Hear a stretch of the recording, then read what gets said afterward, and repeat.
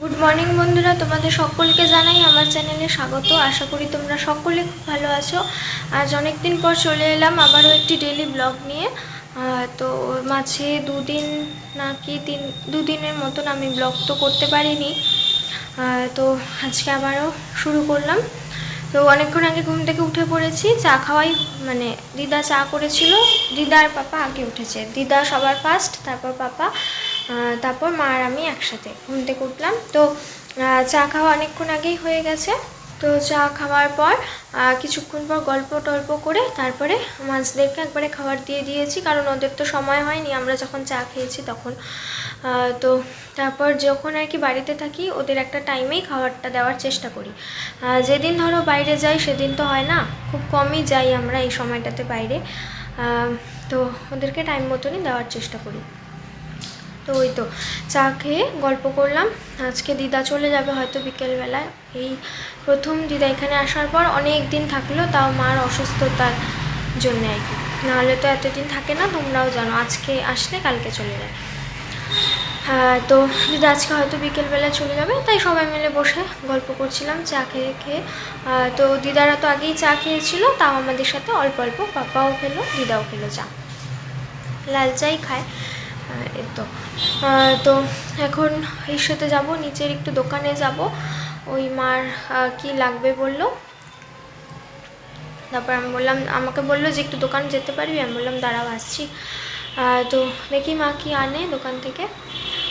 এখন যাব। আর বাবা গেছে বাইরে, ওই মার তোমার ইসের সব রিপোর্টই প্রায় দেওয়া হয়ে গেছিলো, খালি থাইরয়েড, সুগার আর একটা কিসের জানি রিপোর্ট, সেগুলো আজকে দেওয়ার কথা ছিল। থাইরয়েডের রিপোর্ট আসতে তো দেরি হয়, তো সেজন্যই ওটা সোমবারে দেওয়ার কথা ছিল। এর মধ্যে তো কত কিছু হয়েও গেল। আমাদেরকে বলবো আজকে সবটাই এক সময় করে, এখন হবে না, ওটা আমি স্নান করে এডিট করে ফ্রি হয়ে তারপরে তোমাদেরকে বলছি। আর ওইদিকে পাপা গেল আজকে এই বাকি রিপোর্টগুলো আনতে, কারণ অনেক দিনই তো হয়ে গেল, সেই 8 তারিখে ডাক্তার দেখানো হয়েছিল। তো 8 তারিখ থেকে আজকে কত তারিখ মনে নেই, অনেক দিনই হয়ে গেল, 6-7 দিনের মতন। তো চলো আমি এখন রেডি হয়ে নিই। আর দিদা ওইদিকে গাছে জল দিচ্ছে। তো তোমাদেরকে আমি দোকান থেকে এসে তারপরে দেখিয়ে দিচ্ছি আজকে কী কী ফুল ফুটেছে। তো তোমাদের সাথে সবটাই শেয়ার করব, সারাদিন কী করছি। তো তোমরা সাথে থাকো, দেখতে থাকো। এখন যাব দোকানে, তার আগে তোমাদের দেখিয়ে দিই আজকে কী কী ফুল ফুটেছে।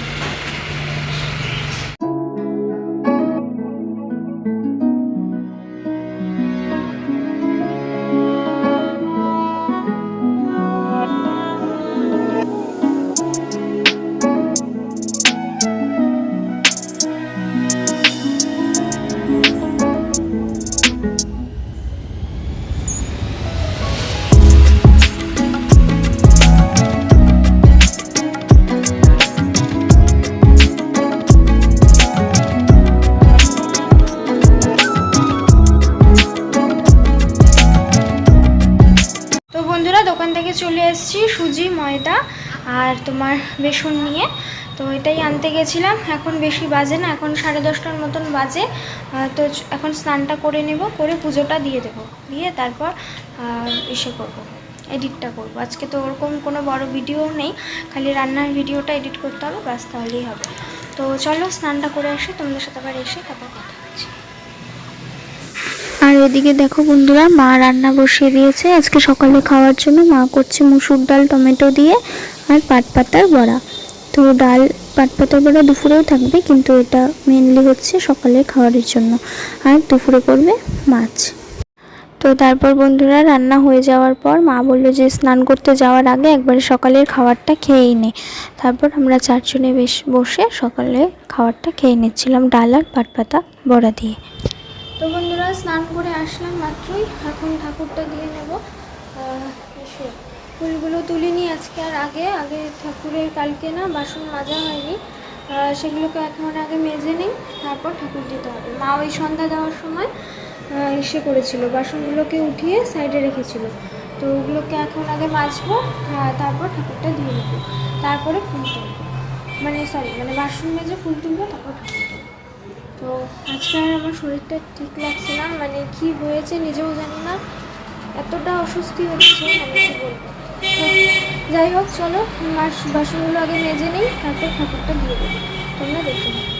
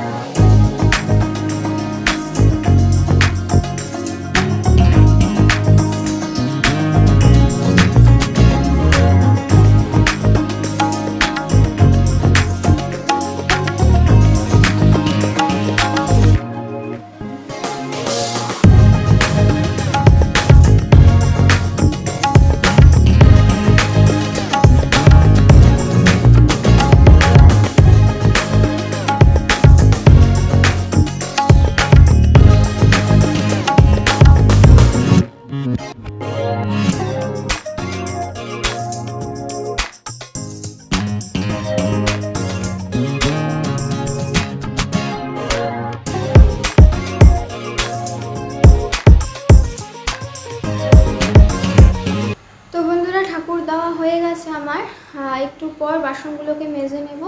তো আজকে তো তোমরা জানোই যে আগেও আবার ঠাকুরের বাসন মেজে তারপর পুজো দিলাম। তো কিছুক্ষণ থাক, তারপর মাজবো আবার। তো লাঞ্চ করার আগে ঠাকুরের বাসনগুলোকে মেজে তারপর লাঞ্চটা করে নেব। তো এখন আমি বসলাম তোমাদেরকে ডিটেলসে বলতে যে এতদিন কি কি হয়েছে, কি নিয়ে কি সব কিছু বলবো, কারণ তোমাদের সাথে আমার ওইভাবে কোনো কিছু শেয়ারই করা হয়নি। খালি বললাম মা অসুস্থ, ডাক্তারের কাছে গেছে, একবার নার্সিংহোমের কথা মনে হয় বলা হয়নি। ওদিন আমি কিছুক্ষণ ভিডিও করেছিলাম ওই সকাল পর্যন্ত, সকাল বলতে কটা হবে 9টা-10টা পর্যন্ত ভিডিও করেছি, কিন্তু তারপর আর ভিডিওটা কন্টিনিউ করিনি। তো সেজন্য তোমাদেরকে জানানো হয়নি, কিন্তু ওই ক্লিপসগুলোতে আমি বলেছিলাম যে নার্সিংহোমে যাচ্ছি। তো যাই হোক, তো এবার তোমাদেরকে বলি, আমার ঠিক ডেট মনে নেই আমি কবে থেকে ভিডিও লাস্ট করেছিলাম।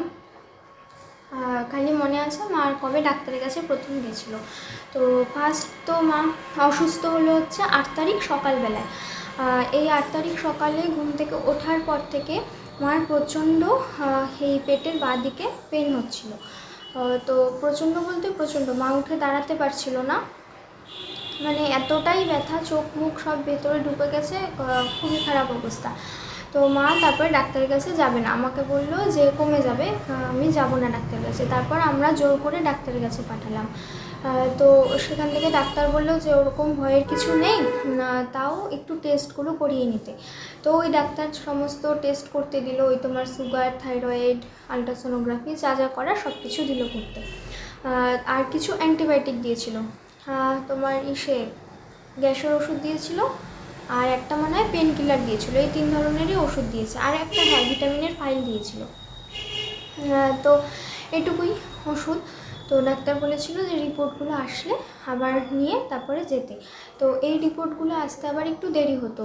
ওই তোমার 8 তারিখে ডাক্তারের কাছে গেছে, রিপোর্ট আসবে হচ্ছে তোমার মানে সোমবার বিকেলবেলায়, অনেকটাই দেরি, ধরো তাও 4-5 দিনের মতন দেরি, কি আরও বেশি, 5-6 দিনের মতন। তো রিপোর্ট নিয়ে যেতে হবে। তো এই কদিন খাওয়ার জন্য অ্যান্টিবায়োটিক দিল। তারপরে আমরা গেলাম হচ্ছে আরেকজন ডাক্তারের কাছে, যে কি সমস্যা, মানে আমি বললাম যে মা এই ডাক্তারকে তো দেখালে, শুনলাম যে কি হয়েছে বললো, ওরকম ভয়ের কিছু নেই, তাও একবার অন্য ডাক্তারকে দেখিয়ে নিই। তারপর মাকে আরেক ডাক্তারের কাছে নিয়ে গেলাম। সেই ডাক্তারের কাছে যেদিন নিয়ে গেছি সেদিন তোমার আলট্রাসোনোগ্রাফির রিপোর্ট পরের দিন দিয়ে দিয়েছিল, মানে 9 তারিখ সকালবেলায় দিয়ে দিয়েছিল। আর যে বাকি যে ব্লাডের রিপোর্টগুলো ছিল সেগুলো দিতে হচ্ছে সোমবার বিকেলবেলায়। তো সেই আলট্রাসোনোগ্রাফির রিপোর্ট নিয়ে গেলাম হচ্ছে ওই পরের ডাক্তারের কাছে।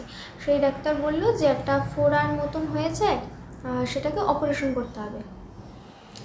তো এইটুকুই বললো যে একজন সার্জেনকে দেখিয়ে নিন। তারপর সেদিনই আমি আর পাপা ওই তোমার পি মিশ্রর কথা বললাম, আমার যখন হাত কেটেছিল আর কি, সেলাই করেছিল তখন উনি করেছিল। তো তখন মাকে বললাম যে ডাক্তার পি মিশ্রকে দেখাও, তখন সেই ডাক্তারের কাছে নিয়ে যাওয়া হলো। তো এই যে আগের যে ডাক্তারটা দেখিয়েছে, মানে যিনি বললো যে সার্জেনকে দেখিয়ে নিতে, তো সেই ডাক্তার বলেছিল যে সেদিন বিকেলবেলায় সার্জারিটা করে নিতে, নাহলে যে এই পুরাটার ব্যথাটা হয় সেটা অনেকটাই বেশি হয়। তো অনেক সময় অ্যান্টিবায়োটিক কাজ করা বন্ধ করে দেয়, সেজন্য বলেছিল যত তাড়াতাড়ি হবে, মানে ওরকম ভয়ের কিছু নেই, কিন্তু সার্জারিটা করে নিতে। তারপর যে সার্জেনের কাছে গেলাম, সেই সার্জেন বলল, উনি কতগুলো টেস্ট করতে দিল, দিয়ে বলল যে মানে ধরো আজকে আমি ডাক্তারের কাছে গেলাম, কাল আসবে, যেদিন সার্জেন দেখেছে তার পরের দিন রিপোর্টগুলো আসবে। তো সেই সার্জেন যেগুলো টেস্ট দিল সেগুলো আবার করা হলো, সেদিনই করে পরের দিন রিপোর্ট আসলো। তো তারপর পরের দিন রিপোর্ট আস্তে আস্তে বিকেল 5:30, তারপর আবার ডাক্তারের কাছে নিয়ে যাওয়া হলো। ডাক্তার বলল যে তাহলে পরের দিন সকাল 7টার দিকে নার্সিংহোমে চলে যেতে। তো পাপা বলেছিল যে অ্যাডমিট থাকতে হবে নাকি, উনি বললো যে না, অ্যাডমিট থাকতে হবে না, ওখানে 7টার মধ্যে যেতে। ওই তোমার রাতের বেলায় 10টা থেকে পরের দিন সকাল অপারেশন হওয়ার আগে পর্যন্ত কিছু খাওয়া যাবে না। তো 10টার আগেই ভাত খেয়ে নিতে হবে, এরপর কোনো জলটাও খাওয়া যাবে না, এরকমভাবে। তো মা থাকলো ওদিনকার, মানে যেদিন ডাক্তার দেখিয়ে আসলো সার্জেনকে, তো সেদিনই সার্জেনকে দেখিয়ে এসে ওই রাতের বেলা 10টার আগে খেয়ে নিল। দিদা সমস্ত খাবার টাবার দিয়ে দিল মাকে, খেয়ে দিয়ে পরের দিন আর কিছু খাইনি। তো পরের দিন সকালবেলা আমি, মা, পাপা গেলাম। দিদাও বলেছিল যাবে, কিন্তু দিদাকে না করেছিল কি, কারণ দিদার না রক্ত টক্ত দেখলে ওই প্রেশার হাই তো, মানে দিদা সেন্সলেস হয়ে যায়, রক্ত দেখতে পারে না। তো নার্সিংহোমে নিয়ে যাব, এবার কার কি হয় এবার সেটা দেখতেই, মানে নার্সিংহোমে তো আসতেই পারে না, সেজন্য আর দিদাকে নিয়ে যাওয়া হয়নি। আর দিদার ওখানে নিয়ে গেলে টেনশনও করতো।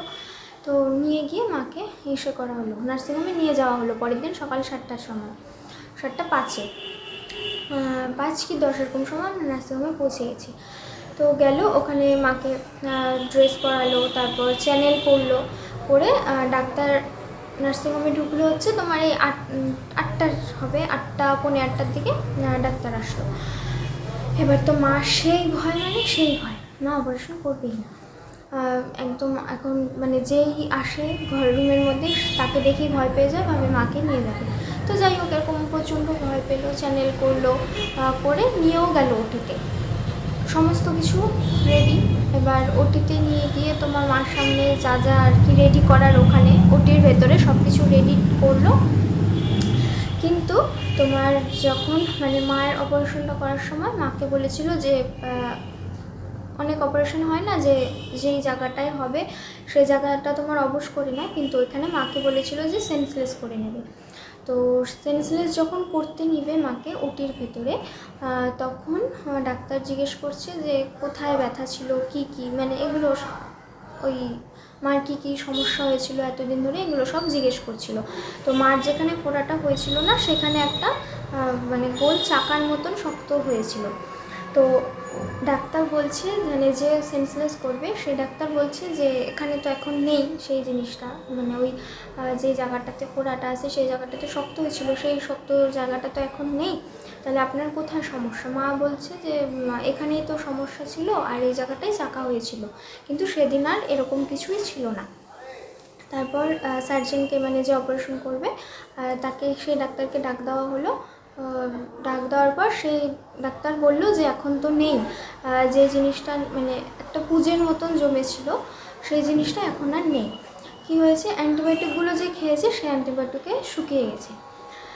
তখন ডাক্তার বললো যে আপাতত তো আমি আর এখন সার্জারির প্রয়োজন মনে করছি না, যদি পরে প্রয়োজন হয় তখন দেখা যাবে, কিন্তু আপাতত তো সেই জিনিসটা নেই, অ্যান্টিবায়োটিক খেয়ে শুকিয়ে গেছে বা কমে গেছে, যেটাই হোক হয়েছে, অ্যান্টিবায়োটিকটাতে কাজ দিয়েছে। তারপর বললো যে 3-4 দিন পরে আর কি ওই আবার সোনোগ্রাফি করে ডাক্তারকে রিপোর্ট দেখাতে, আর 3 দিন এই তোমার যে ওষুধ খেয়েছে সেই ওষুধই 3 দিন খেতে হবে। তারপর গিয়ে 3-4 দিন পরে গিয়ে ওই সোনোগ্রাফি করে আবার রিপোর্ট দেখাতে হবে, তারপর যদি প্রয়োজন মনে হয় তাহলে সার্জারি করতে হবে, নাহলে আর দরকার নেই। তো মা ওটির থেকে দেখি নাচতে নাচতে বেরোলো, সেই খুশি, আমার দরকার হয়নি, আমার আর করতে হয়নি অপারেশন। এবার আমরা তো সবাই টেনশনে পড়ে গেছি যে কী হলো, নিয়ে গেল অপারেশন করবে বলে, তো ওখান থেকে ঘুরে আসলো, কী ব্যাপার। পরে ডাক্তার পাপাকে ডেকে এগুলো বললো। তো এই হচ্ছে ঘটনা, তোমাদেরকে তো আমার জানানোই হয়নি। তো আরেকটা কথা বলি, এবার ওটির ভেতরে যখন গেছে মা তো খুব ভয় পাচ্ছিলো, তোমাদেরকে বললামই। সেই ওটিতে আমার একটা বান্ধবী ছিল, তো ও বলে মাকে অনেক মাথা টাথা হাতিয়ে বুঝিয়েছে যে আন্টি ভয় পেও না, কিছু হবে না, তোমাকে তো সেন্সলেসই করে নেবে, ব্যথা পাবে না, মানে ও অনেকটা হেল্প করেছে মাকে। প্লাস ও মার পেছন এসছিলো, মানে মা যেই রুমটাতে ছিল সেই রুমে এসছিলো, এসে আমাকে বলছে যে ডাক্তার এগুলো বললো, 3 দিন পর নিয়ে গিয়ে একটু সোনোগ্রাফিটা করিয়ে নিস, আর অ্যান্টিবায়োটিক এগুলোই খেতে বললো। তো ও ছিল দেখে অনেকটাই হেল্প হয়েছে, আর যেই মাসিটা ছিল সেই মাসিটাও খুব ভালো ছিল। তো এই হচ্ছে ঘটনা, তোমাদেরকে আর বলা হয়নি, মানে একদম সময় পাইনি, বিশ্বাস করো, আমি ভিডিওই করতে পারিনি, কোনো ডেইলি ব্লগ করিনি। এই জন্য এই তোমার যেদিন মা নার্সিংহোম থেকে চলে আসলো, মা এসে বলছে আমি একদম ফিট, আমি এখন আমার আর কোনো অসুবিধা নেই। আর এটাও ঠিক, মা পেন কিলার খাইনি 3 দিন না 2 দিন ধরে পেন কিলার খাইনি, কিন্তু মার সেদিন পর্যন্ত কোনো ব্যথা ছিল না, ওই অ্যান্টিবায়োটিক খেয়েই কাজে দিয়েছে। তো শুধু অ্যান্টিবায়োটিকটাই খেতে, যেহেতু ব্যথা ছিল না সেজন্য আর পেন কিলারটা খাইনি। তো পাপা ওদিন মাছ এনেছিল, তো এতদিন মানে 8 তারিখ থেকে মা যবে থেকে অসুস্থ হলো মাছ খাওয়া হয়নি। পাপা গেছিলো মাছ আনতেই, তারপর রিপোর্ট নিয়ে আসার পর আর মাছ আনেনি, ওই তোমার নিরামিষই খাওয়া হয়েছে। তাই মা যেদিন নার্সিংহোম থেকে আসলো, অপারেশন আর হলো না, সেদিন পাপা মাছ নিয়ে একবার এসেছে বাড়িতে। তো ওদিনকার রান্নাটা মাই করেছিল। মা বললো যে আমি করব, দিদা না করেছিল অনেকবার, মা বললো যে মাই করবে। তো মাই ওদিন রান্না করলো, সেজন্য আমি তো কিছুই ভিডিও করিনি।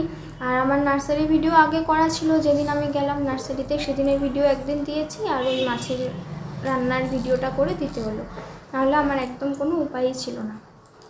আর এই তাড়াহুড়োর মধ্যে তোমাদের কিছু বলতেও পারছি না। তো এই তো বললাম, এই হচ্ছে ঘটনা। এখন দেখা যাক, 3-4 দিন পর তো সোনোগ্রাফি আবার করব, তখন কি বলে সেটা শুনে তারপরেরটা পরে। তো এই তো এখন আসলাম, এখন একটু দেখি কি করি, তারপর ঠাকুরের বাসনগুলোকে মেজে লাঞ্চটা করে নেব। তো চলো তোমাদের সাথে আবার পরে কথা হচ্ছে। তো বন্ধুরা, আমার ঠাকুরের বাসন মাজা হয়ে গেছে। ওই বসে দিদার সাথে একটু গল্প করছিলাম আর এডিটটা করছিলাম, আর তারপর ঠাকুর বাসনগুলোকে মেজে নিয়েছি। এখন আমরা লাঞ্চটা করে নেব। তো আজকে বিকেলবেলা তো দিদা চলে যাবে, আর বিকেলে আমাদের পড়াও আছে, তোমরা জানোই যে ওই 5:30 থেকে পড়া আছে। তো চলো লাঞ্চটা করে নেই, তোমরা দেখতে।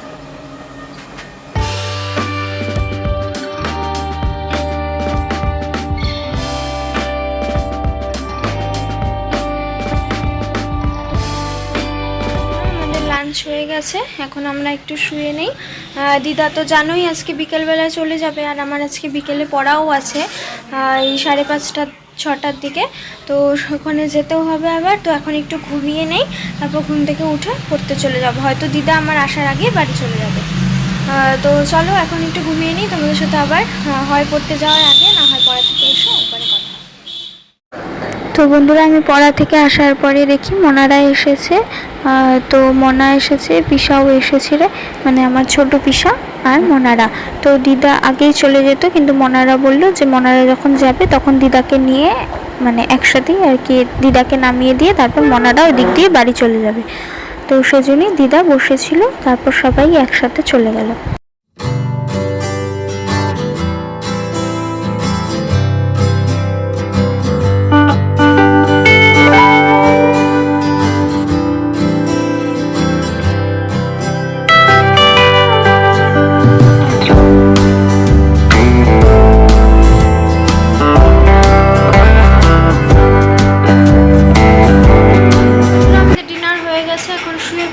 তো আজকে এই অবধি ভিডিওটা রাখছি, আর বড় করলাম না।